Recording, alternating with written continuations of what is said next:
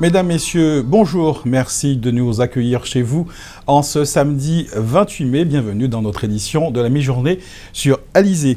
C'est aujourd'hui que débute la grande quête nationale de la Croix-Rouge. Durant une semaine, les bénévoles de l'association vont faire appel à votre générosité pour récolter des fonds permettant à l'association de venir en aide aux plus vulnérables.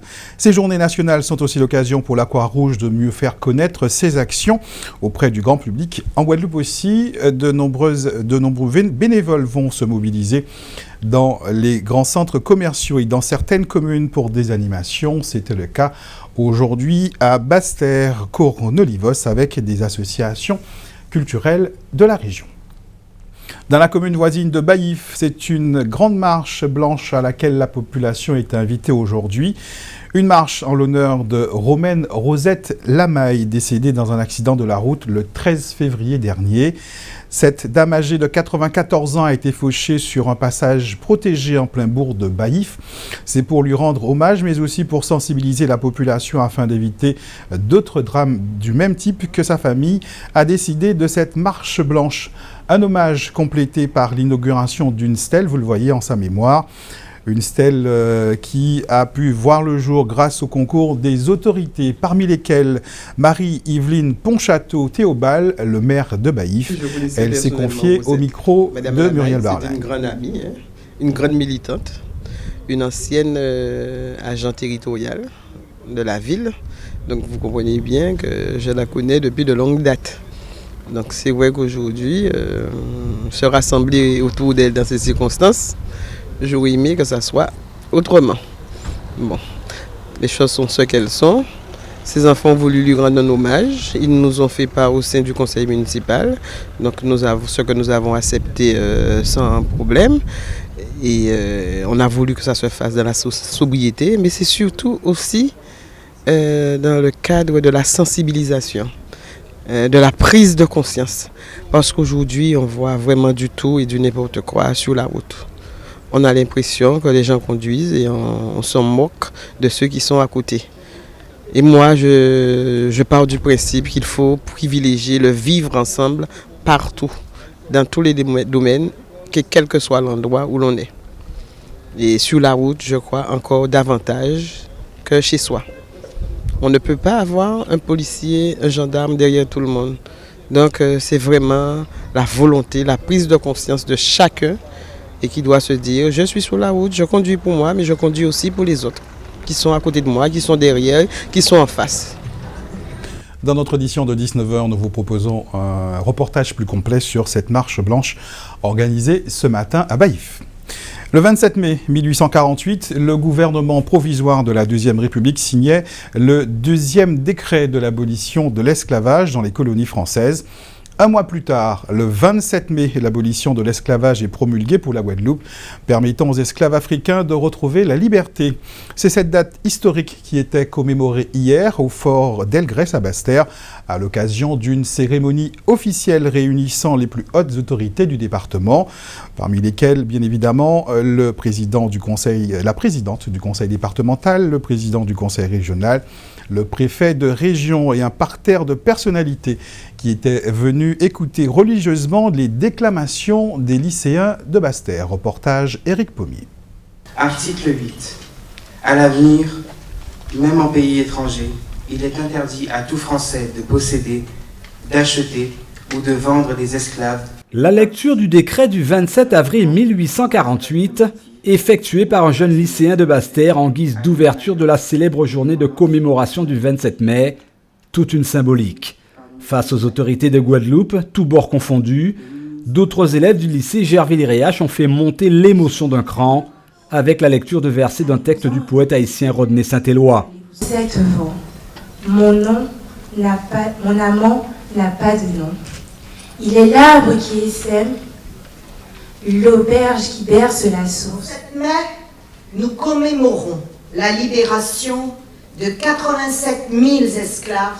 À tour de rôle, avec leurs mots, leurs messages respectifs, le maire de Basse-Terre en priorité, Marilus Panchard, tous ont salué Louis Delgrès, héros de la lutte contre le rétablissement de l'esclavage à la Guadeloupe, une histoire qui résonne encore dans les murs du fort de façon particulière. C'était important d'entendre des messages, à la fois des messages de réconciliation, des messages de paix, de fraternité, et rappeler que nous sommes un mélange à la fois de victimes. Dans nos gènes, nous avons le sang des victimes et le sang des bourreaux, parce que le métissage a fait son œuvre. Pour le président de région, l'heure est en effet au recueillement, mais il faut penser à aujourd'hui, à demain, combattre en priorité le sentiment d'impuissance qui envahit le cœur des Guadeloupéens, esclaves selon lui d'une société où naissent encore aujourd'hui de trop flagrantes inégalités, celles pour lesquelles jadis a combattu Louis Delgrès. Quand vous voyez des familles sans eau, sans électricité en Guadeloupe, sans moyens, sans travail, que certains vont visiter quand il s'agit des élections, certains gardent sous domination pour les élections et ne font rien pour les accompagner, c'est une forme pour moi d'esclavagisme. Donc il faut aussi enrayer cela. Et je ne me sentirai jamais bien tant qu'il y aura des Guadeloupéens qui souffrent. Il y en a encore. Pour le préfet, cette cérémonie, source d'émotion et de chagrin, appelle systématiquement au recueillement. Cet impératif, placé au cœur de notre pacte républicain, résonne d'un écho singulier. Oui, ce 27 mai matin, en Guadeloupe, nous accomplissons ce travail indispensable pour la vérité et contre l'oubli, tant nous savons que la puissance du souvenir et le refus de l'oubli sont l'ultime défaite de la barbarie.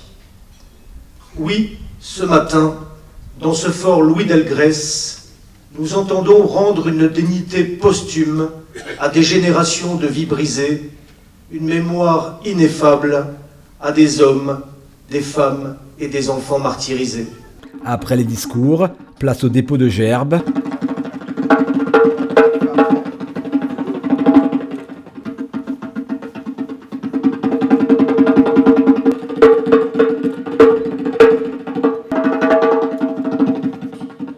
Puis vint la minute de silence, autre symbole de fierté, de respect en souvenir de Louis Delgrès.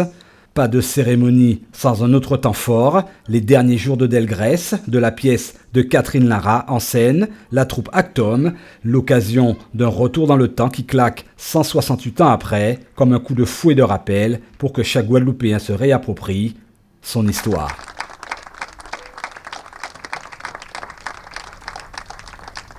Après l'abolition de l'esclavage, c'est le sacrifice de Delgrès, Ignace et Solitude qui sera commémoré cet après-midi devant l'hôtel de ville de Pointe-à-Pitre, place des Martyrs de la Liberté.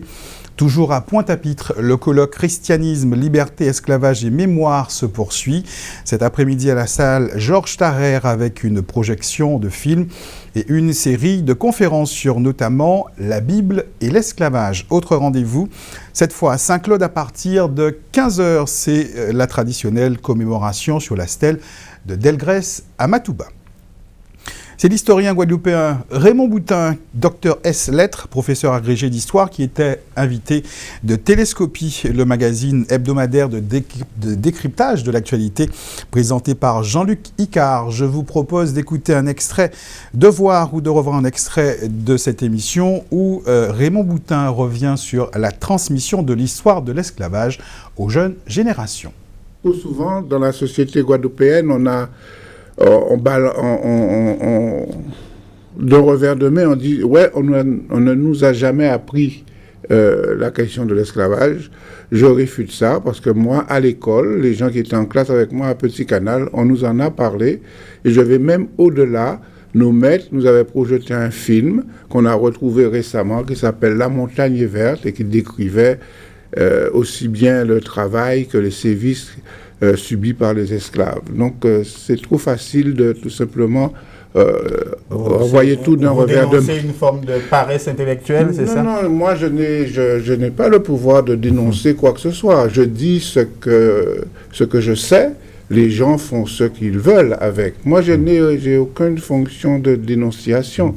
Pour moi, l'histoire, c'est un plaisir. Je n'ai aucune responsabilité. Je dis ce que je crois être vrai.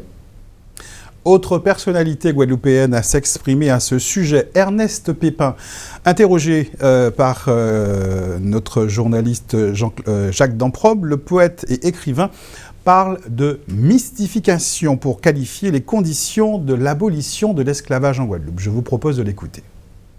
Cette abolition de l'esclavage a été une sorte de manipulation totale, dans la mesure où les esclaves se battaient et on ne pouvait plus tenir le système. Et donc Schellcher a eu quand même des idées de faire abolir l'esclavage. Mais on a indemnisé les propriétaires et pas les esclaves. Et quand je pense qu'on a donné aux Juifs, après la guerre, un véritable pays conquis sur la terre des autres, et que nous ne nous a rien donné, je trouve que c'est une mystification.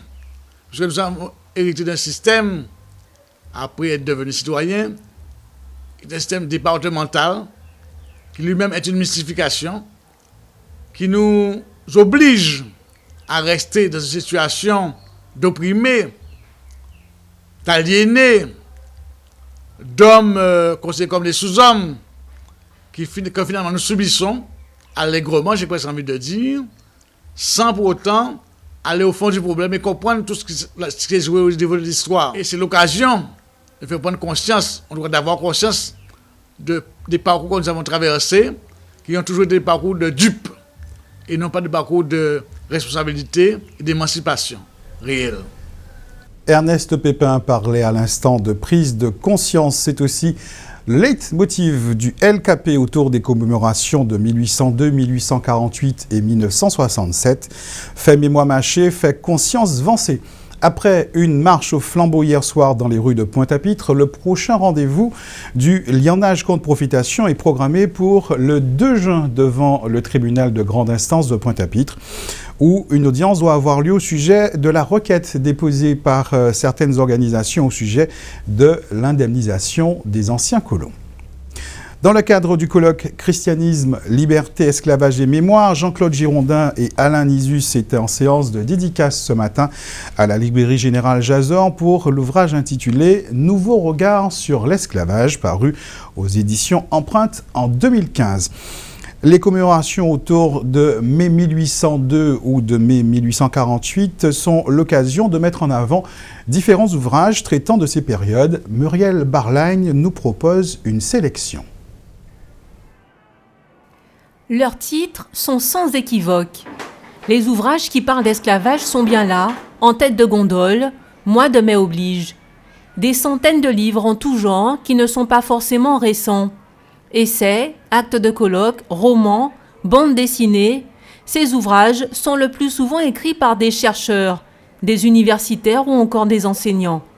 On trouve aussi quelques romanciers comme Patrick Chamoiseau. Ils s'adressent à tout type de public. Certains sont devenus de grands classiques, des incontournables. Par exemple, celui de Louis Salamoulens, Le Code noir de Louis Salamoulens. Alors l'intérêt de cet ouvrage, c'est qu'on retrouve les articles tels quels pour la version du Code noir qui a été choisi par Louis Salamoulens. Et il y a des commentaires, ce sont des articles commentés, mais vraiment commentés de manière très, très, très circonstanciée, très argumentée. Et donc ça peut être une manière d'appréhender et de mieux comprendre ce que signifiaient ces articles, mais aussi on les a exactement tels quels. Donc on peut aussi se faire son propre avis. Il y a aussi ceux qui sont venus combler un vide. C'est le cas pour les productions récentes qui donnent la parole directement aux esclaves des anciennes colonies françaises. Avec ces deux ouvrages en particulier, Libre et sans faire, parus aux éditions Fayard, écrit par Frédéric Régent, Gilda Gonfier et Bruno Maillard, qui lui viennent de La Réunion. On a des paroles d'esclaves de la Guadeloupe, de la Martinique et de La Réunion notamment. Et dans le même esprit, sous la direction de Dominique Rogers, un ouvrage qui s'appelle donc Voix d'esclaves. Et là, on retrouve des paroles d'esclaves, alors bien sûr avec des commentaires, de telle façon que le lecteur puisse s'enrichir encore davantage, et donc des commentaires et des argumentations, là aussi circonstanciées et documentées. Et là, donc là on retrouve la Guadeloupe, la Martinique, mais aussi la Louisiane française, toujours le même principe, paroles d'esclaves, disons francophones, pour aller vite. L'esclavage reste un sujet sensible qui peut déchaîner les passions. Jean-François Niort, maître de conférences d'histoire du droit à l'Université des Antilles, en a fait les frais.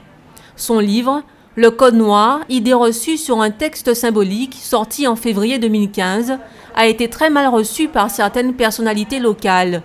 L'auteur, qualifié de révisionniste et de négationniste, a même été sommé de quitter le département. Mais le plus souvent, ces ouvrages sont plutôt bien accueillis, surtout au mois de mai, où ils se vendent en librairie et lors de manifestations hors les murs. En bref, la distribution d'eau risque d'être fortement perturbée à compter de ce lundi 30 mai. C'est ce qu'annoncent les responsables du syndicat intercommunal d'alimentation en eau et d'assainissement de la Guadeloupe dans un communiqué. Le SIAG, qui a reçu un préavis de grève émanant de l'UNSA, de la CGTG et de l'UTC-UJTG, qui porte sur 4 points de revendication qui n'ont pu être solutionnés durant les négociations avec ces organisations syndicales.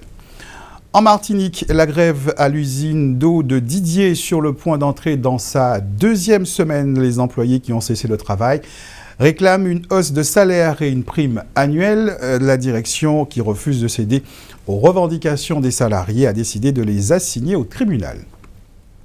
Allant en Guyane cette fois, où l'intersyndicale de l'éducation nationale proteste contre la mutation forcée d'un enseignant contractuel en poste depuis 7 ans. Formé en Guyane et lauréat d'un concours national, il a reçu un ordre de mutation pour l'Académie de Versailles à la rentrée prochaine. Place maintenant à un tour d'horizon de l'actualité dans la grande région. Nous irons en Jamaïque où les autorités veulent attirer des touristes afro-américains, mais avant direction la République dominicaine qui, elle, souhaite attirer les investisseurs qataris. C'est votre rendez-vous Caraïbes.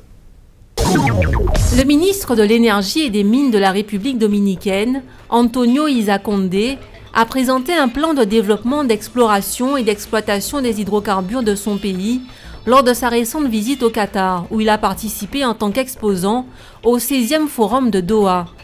Mohamed bin Saleh Al Sada, le ministre de l'Énergie et de l'Industrie du Qatar, qui a reçu le représentant dominicain lors d'un déjeuner de travail de 2 heures, a souligné l'importance stratégique de la République dominicaine en raison de son emplacement géographique et s'est dit prêt à soutenir l'île caribéenne dans son développement de l'industrie des hydrocarbures. Lors de ce voyage, le ministre Isa Condé a également été reçu en audience par le président directeur général du Qatar Petroleum, lequel a félicité la délégation dominicaine pour la quantité de dossiers remis et ses premiers investissements pour attirer les investisseurs extérieurs. La présence du ministre dominicain au 16e Forum de Doha a suscité l'intérêt des principaux médias qataris spécialisés dans les questions économiques et financières. Le Premier ministre de la Barbade, Freundel Stuart, a reçu l'ordre du Roraima, la seconde plus haute distinction du Guyana, en reconnaissance de son soutien aux droits des petites îles de la Caraïbe dans leur développement économique, dans leur droit à réparation et à la réduction de l'impact du changement climatique. Le président du Guyana, David Granger, a déclaré que le Premier ministre barbadien se distinguait également par sa prise de position en faveur de l'intégrité territoriale du Guyana et de Belize et de leur espace maritime dans les Caraïbes. Freundel Stuart a fait part de son émotion en recevant cette distinction et a assuré déployer des partenariats étroits avec le Guyana. Il précise que la Barbade étant leader du tourisme dans la Caraïbe, est prête à aider le Guyana à structurer son offre et souhaite en échange que le Guyana lui ouvre des opportunités d'affaires sur les marchés internationaux. Rappelons que le Guyana et la Barbade ont été les pionniers de la création de la zone de libre-échange des Caraïbes, la CARIFTA, en 1965, avant même que ces deux territoires ne deviennent indépendants. En outre, les 2 premiers ministres du Guyana et de la Barbade ont été parmi les 4 pères fondateurs qui ont signé le traité instituant la CARICOM à Chaguaramas en 1973. Le ministre du Tourisme de la Jamaïque, Edmund Bartlett, a déclaré vouloir utiliser fortement les médias sociaux et les autres moyens de promotion pour sensibiliser les 35 millions d'Afro-Américains. Le ministre souhaite en effet faire savoir à cette cible de touristes que la Jamaïque est la destination la plus sympathique et la plus détendue de toute la Caraïbe et qu'elle n'est qu'à quelques petites heures des États-Unis.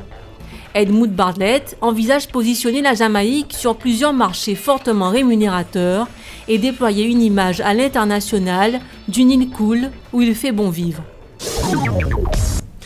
On termine avec du sport et pour commencer en football, cet exploit réalisé par les joueurs de l'USC Bananier, champion de promotion nord régionale et futur pensionnaire de l'élite. Les Capestériens ont remporté hier soir la Coupe de la Guadeloupe. Une victoire obtenue au tir au but sur le score 5-4 aux dépens de l'unité Sainte-Rosienne, championne de division d'honneur. À la fin des prolongations, les deux équipes étaient à égalité, un but partout. En cyclisme, c'est la 3e étape du Grand Prix du Conseil départemental. Après la victoire hier du Colombien Flaubert Peña. Le peloton sera à Marie-Galante ce week-end. Cet après-midi se disputera un contre-la-montre individuel de 20 km entre Saint-Louis et Capesterre. Le maillot jaune est sur les épaules de Jules Lanclume du VO2C. Pour rappel, les 2 étapes marie-galantaises de l'épreuve pourront se disputer après le versement des 400 € de frais consentis par l'organisateur, en l'occurrence le conseil départemental. Les présidents de club avaient menacé de ne pas prendre le départ. Un point sur la météo pour aujourd'hui. Vous l'avez remarqué, il n'a pas fait très beau ce matin et les choses ne vont pas s'améliorer. Pour cet après-midi, des averses orageuses sont annoncées sur la Basse-Terre. Il risque également de pleuvoir sur l'ensemble de la Guadeloupe. Restez donc devant votre petit écran. Dans un instant, l'actualité nationale et internationale. En fin d'après-midi, Caraïbes Hebdo, suivi de Focus Caraïbes, votre magazine de la grande région, présenté par Caroline Romney. Elle a pour invité aujourd'hui l'universitaire Éric Nabajot. Je vous souhaite bon appétit, passez une bonne journée sur Alizé. Rendez-vous ce soir 19h pour un nouveau point sur l'actualité locale et régionale.